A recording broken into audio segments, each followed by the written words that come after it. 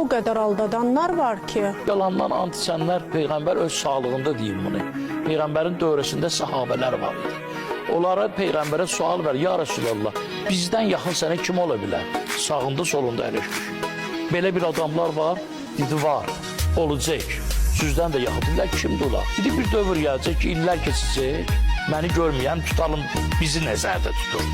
Məni görməyənlər kağıza, Qur'an-ı Kərimə, Qur'ana iman götürəcəklər mənə iman götürəcəklər, dinimin aydı qanunları, müsəlman olacaqlar. Bunlar sizdən mənə yaxındır. Siz məni görürsünüz, mən sizin yanınızdayım. Amma onlar görəcəklərdən sonra məni görməyəcəklər, ancaq qəbul edəcəklər.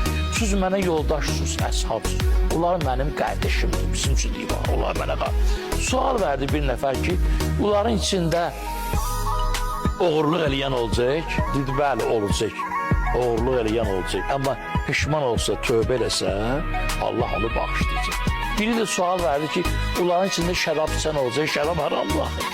Peyğəmbər deyir, bəli, bunların içində şərab içən olacaq. Başa düşəcək, tövbə edəcək, Allah bağışlayacaq. Onların içində qumar oynayan, bunlar hamısı haram şeylərdir, qadın.